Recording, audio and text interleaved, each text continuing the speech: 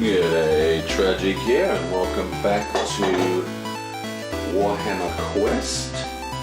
And it is the 4th turn, so we're just going to zip the player marker over here and get straight into this.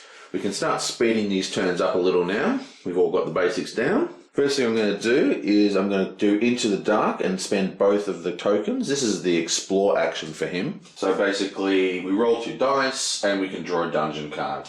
So let's get into it. Now he's got 1 monster engaged, so he needs to roll 1 black die. Okay. Come on, explore. Yam! Oh my lord, look at that. That is a bad roll. Oh well, at least we get 2 successes from the tokens. Bad. So at least we've gained the cost that we require to stop a spawn happening. Then we get to draw a dungeon card. Be something awesome. Flies of Nurgle. That doesn't sound awesome. Fat black flies swarm in the air before you. As they land on your skin and clothes, a vile stench turns your stomach and makes your flesh crawl. You may become sickened to choose 1 hero.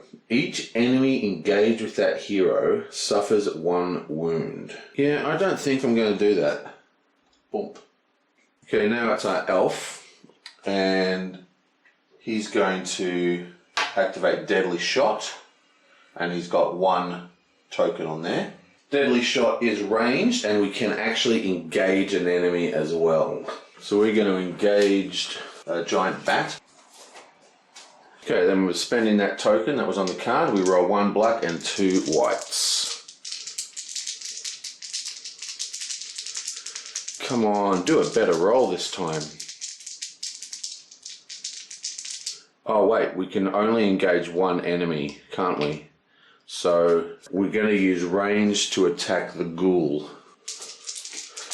Yablam! Oh, well, I've already killed him. Roll 1 more. Bam. So that is actually 4 hits. We only needed 2 to kill. And because of his excellent little card here, he can re-roll the black die. And it's still a hit. So we take 1 hit from this guy. That gives us 9 damage. And we place 2 wounds on this dude here. Pity we couldn't target multiple enemies. For some reason I thought we could, but we can't. So he's dead. Now there's an additional bit of text for this attack. During this action, if you defeat at least 1 enemy, recover a health. So we go back up to 10. And then we can ready all our actions.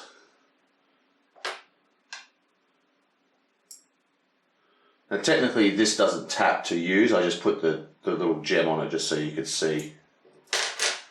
Okay, so he's ready. Now we have the priest, and the priest is going to use the amulet here. This is, you may deplete this card before your activation for the party to collectively ready 4 actions. So we've depleted that. 1, 2, 3, 4 actions.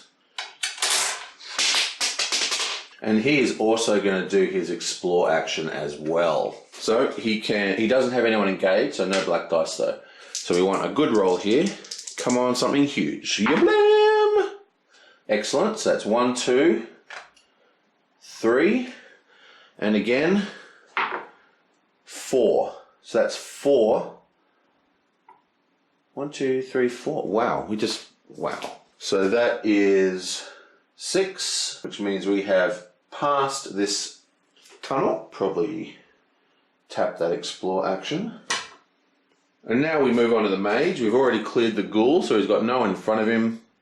He's going to do a fireball, and oh wait, there's one more thing actually. The hero, choose 1 hero, that hero claims a success token, so we're going to put that on fireball. Then we're activating fireball and spending that token. We're also going to do his normal blood mage action. So before we fight, we drop our health again. Take this down to 6. He's almost ready to heal. She's almost ready to heal, I should say. And we can target additional enemies. And of course, he gets a dungeon tile. Yoink!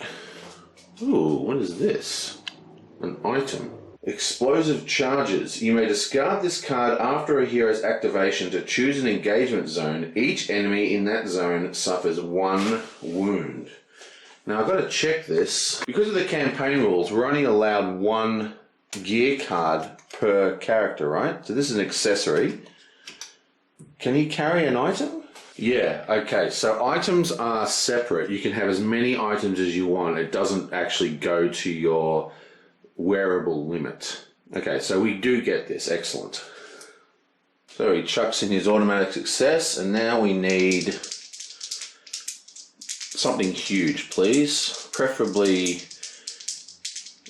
a 2 and an explosion's what I would like. You blam!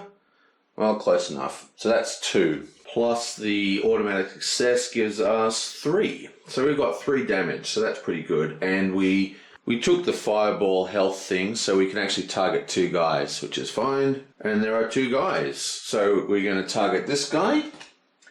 He is 1 to kill.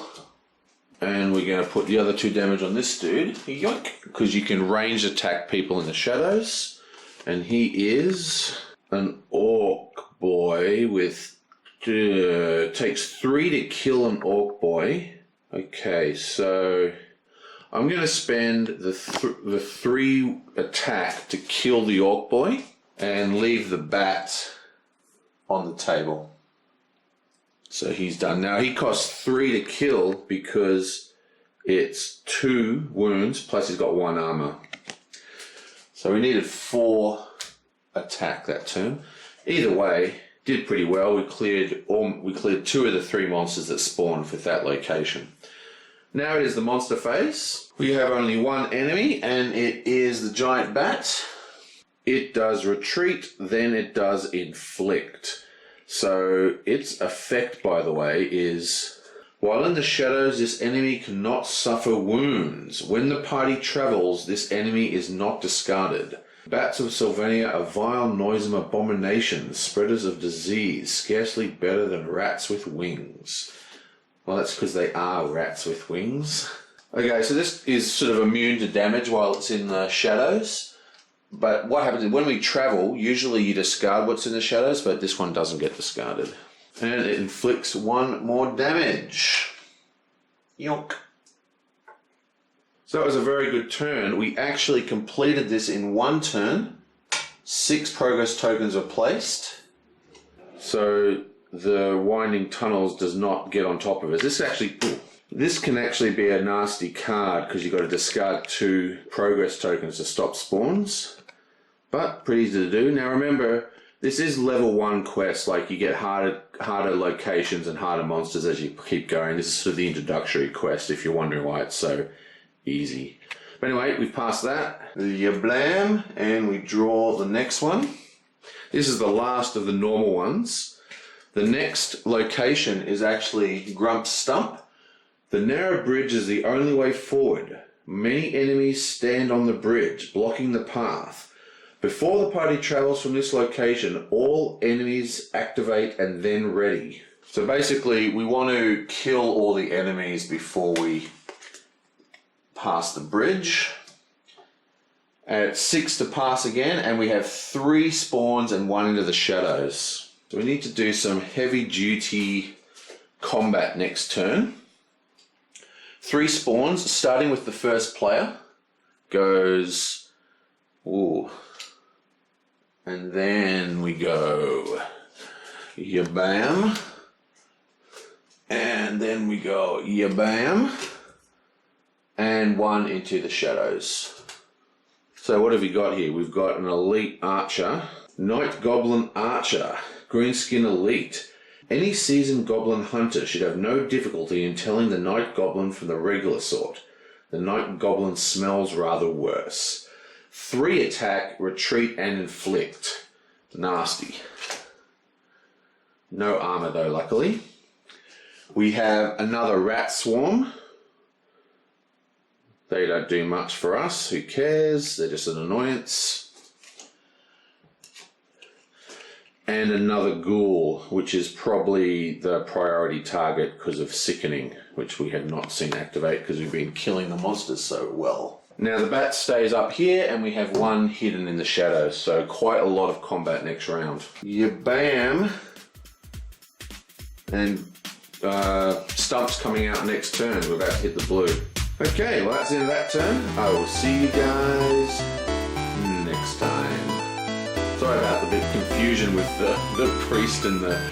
I sort of only did the roll for the priest, and then I got all confused and started the mage's turn, and I finished the priest's turn, but I think it all actually came out correct, hopefully.